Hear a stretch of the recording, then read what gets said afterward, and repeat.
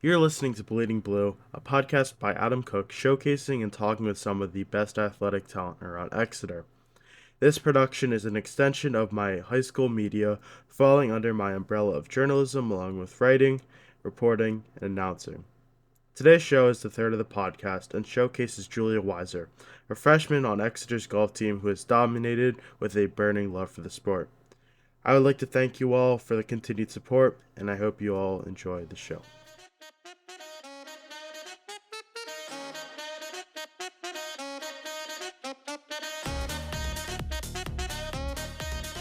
Welcome back to Bleeding Blue, a podcast talking with some of the athletes around Exeter Township.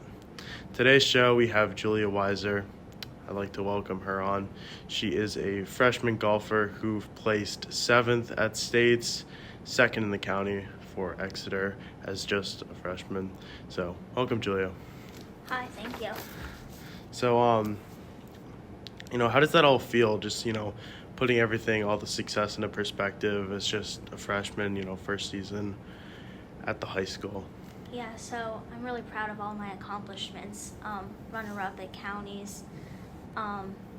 It was a big accomplishment for me, and just making it to states as a freshman. That was something that I was really proud of.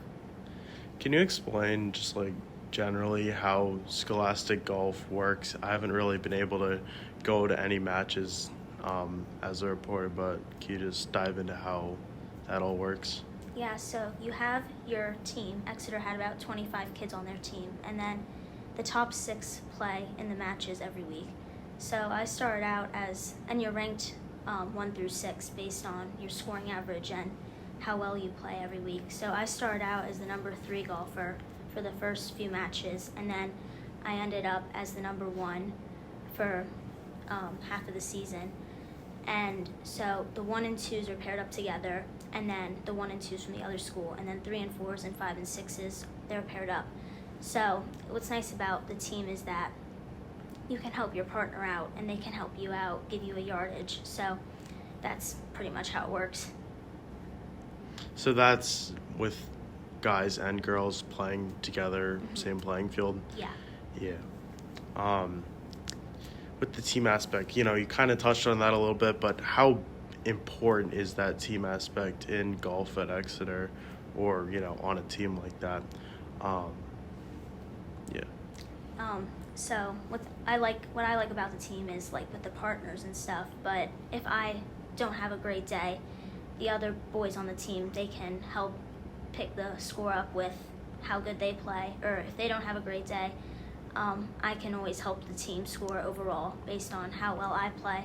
So that's what's nice about it. And then you just get closer with the team as you go on with the year. I started the first practice, I was really nervous because I was the only girl, and the boys ended up being really nice to me, and huge thanks to my coaches because they really welcomed me too. So that was nice about with the team.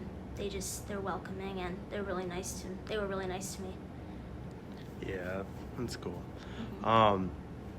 What were some of the differences that you've noticed while playing both at Exeter, golfing for the school, and competing in some of the tournaments that you've done individually? So I've been playing individually for a long time. I play on a girls tour that does a lot of different national tournaments in the Northeast, and what's hard about being an individual is that I'm carrying my own bag, trying to find my own yardages to the pin, and it's just keeping up the momentum to get through the 18 holes. What I like about the team though is you have a partner and you're in foursomes, so it takes longer, but it's more fun playing as a different team. So that's what I like about it. Yeah. What was it like playing, in some of those cooler tournaments, Berks County, the state? What was it like? Yeah, it was a huge accomplishment just making it to states, but I remember at counties the weather, it was 40 degrees. It was windy, it was cold, and districts was the same ways, and so was states. But I played really great at districts. The course was a really pretty course, and even the Penn State course, which is the same course the Division I Penn State golfers play on, it was really cool playing there. And yeah, I'm hoping to go back for the next 3 years too. Aside from those places that you just mentioned, are there any other notable places you've traveled to or played at? Yeah, so over the summer, my family and I, we took a trip down to North Carolina, and we played at Pinehurst, which is the origin of American golf. All the greatest pros have played there, and it's just a really cool, they have many golf courses. They have 10 different golf courses, and I got to play 2 of them over the summer, so that was pretty cool. The Penn State course for the state championship was also one of my favorites, and there was also this course called Manufacturers Golf Club right outside of Philadelphia, and it was probably one of the most prettiest courses I've ever played. Just looking out on the first hole, you could see the entire layout of the course, and even coming up on the 18th hole, there was a ski lift you had to take to get back up to the clubhouse. But it was a Monday when I played, so the country club was technically closed, so I had to walk up the mile right back up the hill to the pro shop. So that was fun. How were you able to, for each tournament, each different course, how were you able to prepare yourself mentally for each different round, each different tournament, especially when the stakes are higher at different courses? Yeah, so if I go back a year ago, my mental game for golf was not at the right spot I wanted it to be. If I had one bad hole, one bad shot, or I would miss a short putt, it's that would be the end of the round for me. I would just have to stop. And I realized that's not how this game is supposed to be. You just gotta shake off the bad shots. And so I actually found a mindset coach, my mindset coach Amanda.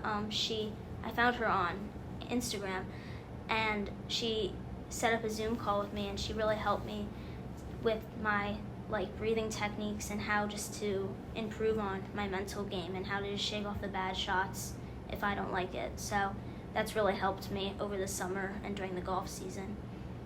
Are some of those traits shaking it off, being comfortable with what you're doing, is that some of the stuff that can also translate into you as a person outside of the golf world? Yeah, I think so. You just gotta have a positive mindset, in general and in golf, of course, because you just gotta keep moving forward, even if you have a really bad shot. I mean, that's happened to me multiple times this season, and it's all you want to do is just slam your club on the ground, but you really just gotta go on to the next hole because there's plenty more that you can do to make it up. So your love for golf, it's obviously very strong. When I first saw you on social media, saw your accounts, and I was like, wow, that's very, you care about that a lot. It shows. Where did that come from originally?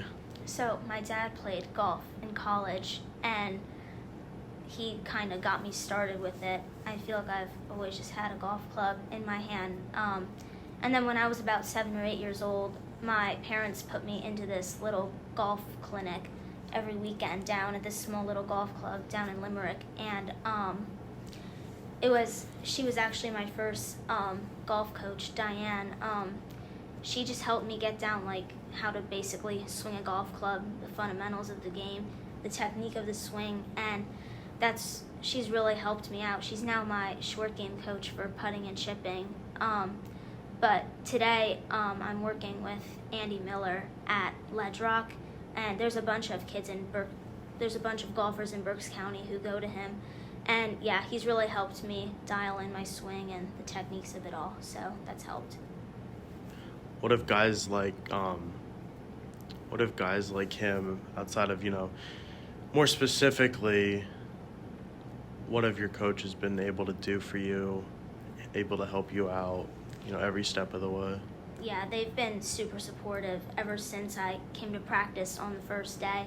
They've welcomed me, and they've they've came to all of the bigger tournaments like counties, districts, and states, and they like follow along in the golf cart during like the regular season matches.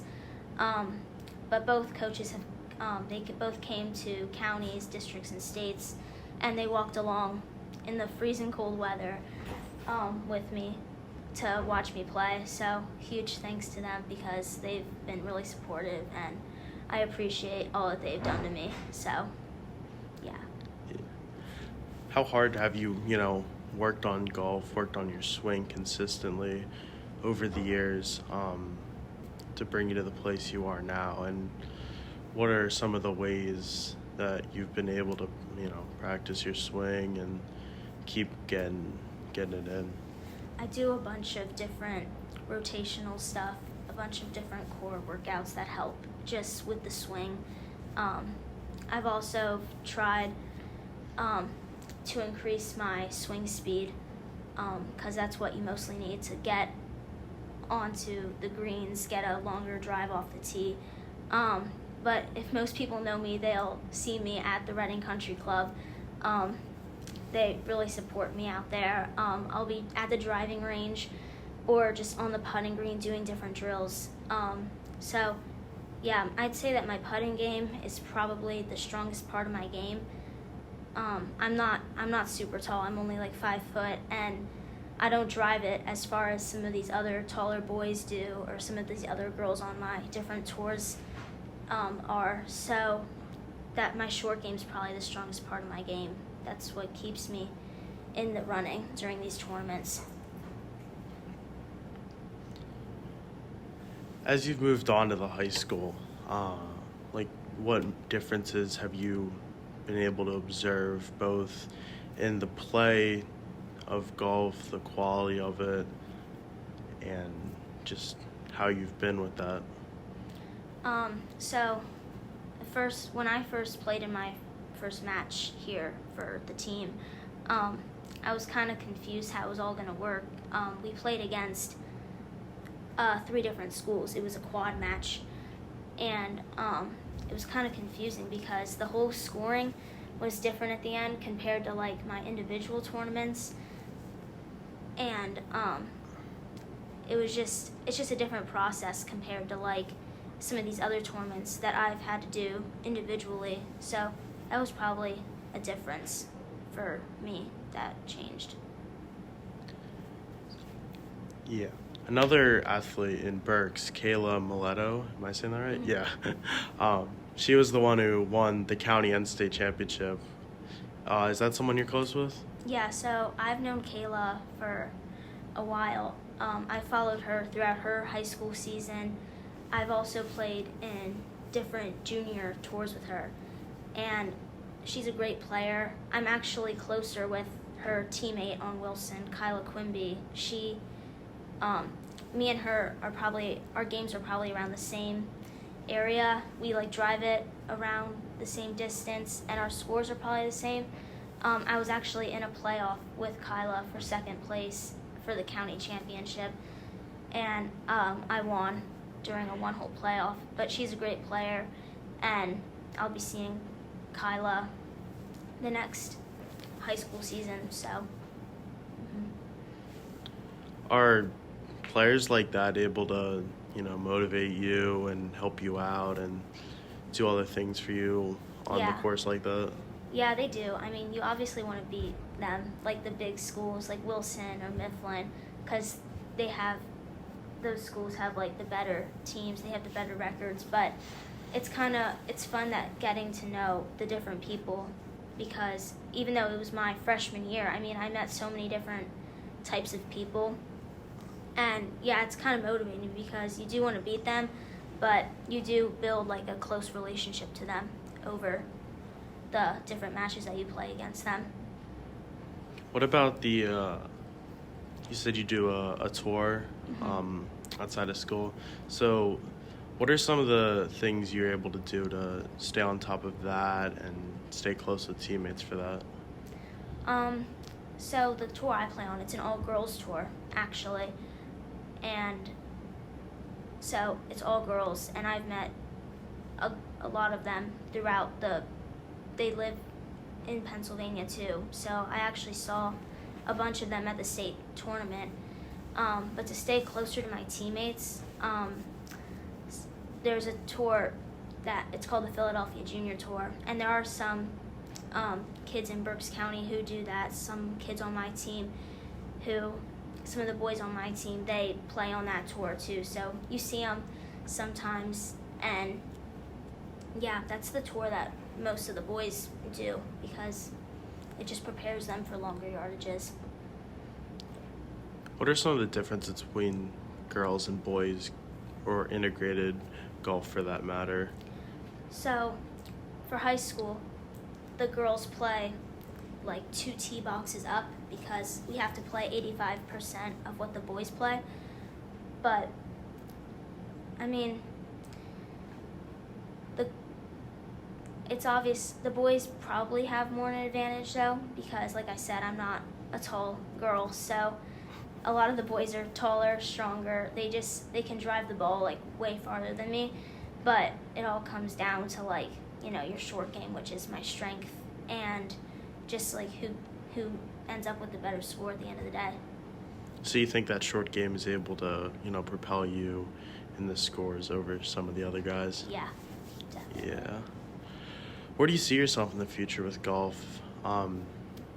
Professional, in college? Is there anything you're shooting for? So I want to see how the rest of high school takes me. Right now, I would like to play in college. After high school, I realized it's really fun having a team to really back you up if you don't have a great day, how you can back them up if they don't have a great day. However, if I don't know if I want to play professionally, that would be a great dream. But if I don't play professionally, I would like to still work in the golf field, possibly walk along with like the pros or the LPGA someday. So that would be cool. There's still 3 years left in your high school career. What are you aiming for, and what do you think is going to benefit you the most to further your golf career after high school? So I would like to win a county championship.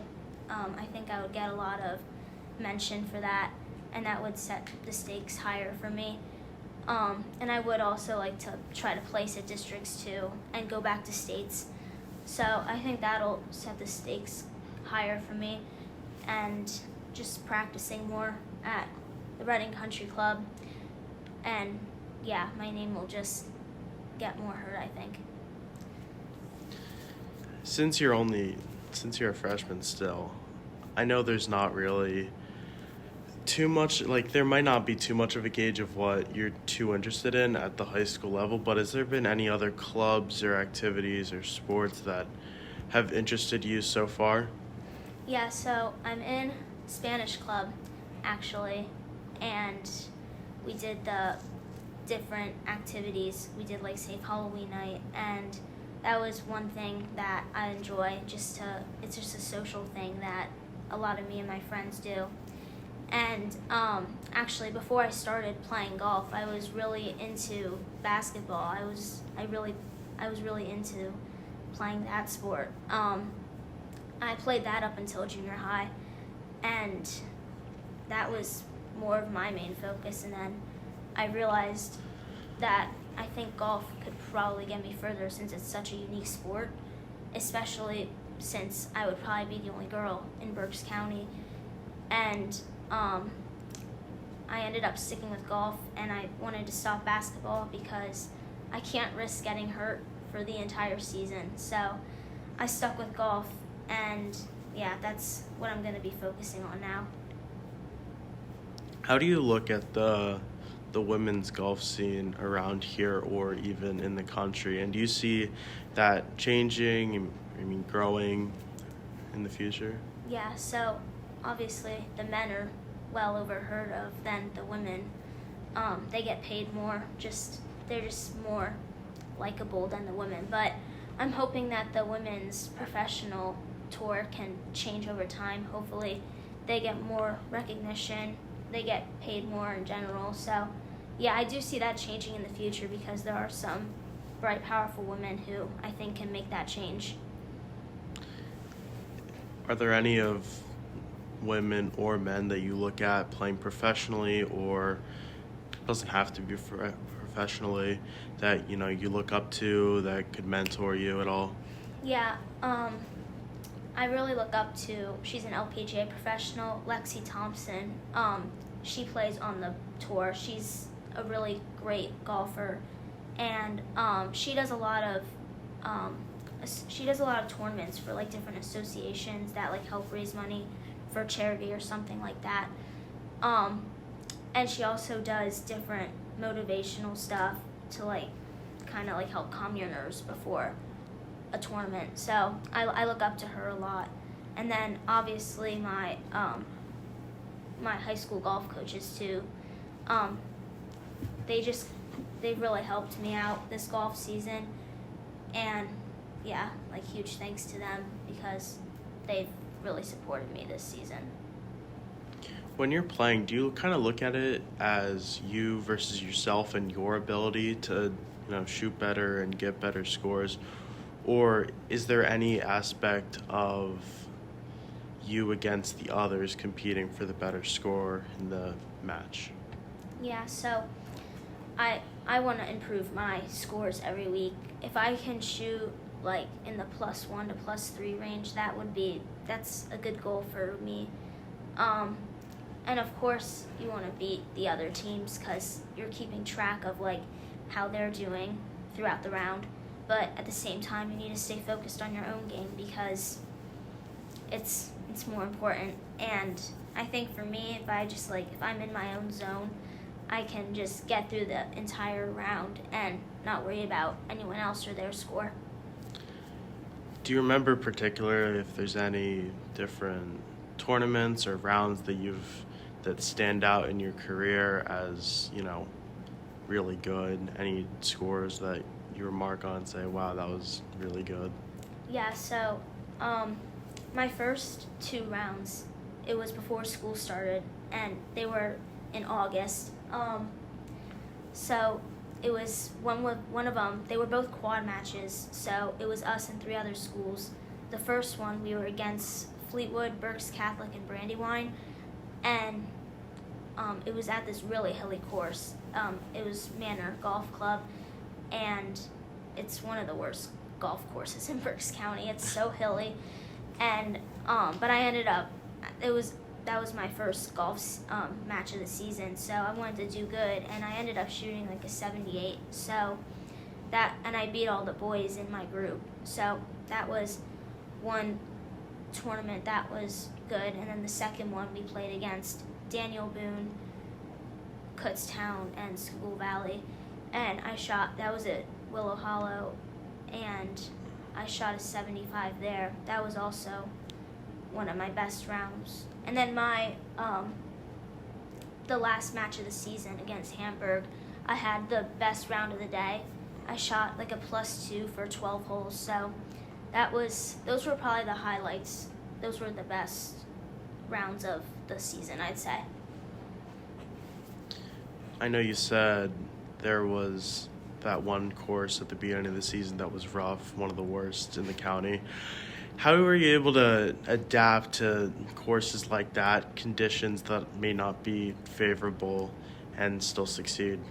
It's hard, because you never know what lie you could be in, how bumpy the greens are. There was a course it's Twin Valley's home course, Flying Hills, and I remember my dad took me for a practice round there 2 weeks before the match, and I was like, I've never played there, and I was like, this is not a good course. I don't know how I'm going to play there. And I ended up playing a really great round. However, I was even par through 8 holes, and I was just on a roll. And there were clouds started rolling in. It started downpouring. The wind was just gusting. And we got to the 9th hole. I was still even par, and they had to call the entire match. So all I had to do was par the 9th hole to shoot even par, and they had to end up calling the entire match. So it's just a crazy game because that was I hate that course, but just the conditions are so bad. But it just shows how like this game is so up and down. I mean, you could play your best round on the worst course, and it's crazy how this game works. What have been some of those memories and everything that have been more favorable to you during your entire golf career that you can remember? Yeah, some of the best memories were are on the golf course. I mean, just this freshman season in general, the state championship. I didn't play. My first round at the states was not my best. However, the second day I really bounced back and I jumped 7 spots on the leaderboard to finish tied for 22nd. Out of 36 girls, I was one of 4 freshmen in the state championship, so it was just an accomplishment making it all the way there. So that was probably one of the biggest memories this season. All right, I think that's it for today. Then that's all I got. Is there anything else you want to say? No, that's it. All right. Thank you for coming on. I appreciate you taking some time out to join me today. So yeah. I'd like to again thank Julia for coming on, and I want all of you listeners to know how much each listen means to me and the athletes showcased. It'd be appreciated if you can drop a follow and rating on Spotify, or if you're on YouTube, drop a like and hit the subscribe button. I'm not fully sure about the next episode and when it'll be, but stay tuned for more soon. Thank you again, and have a good one. This is Adam signing off.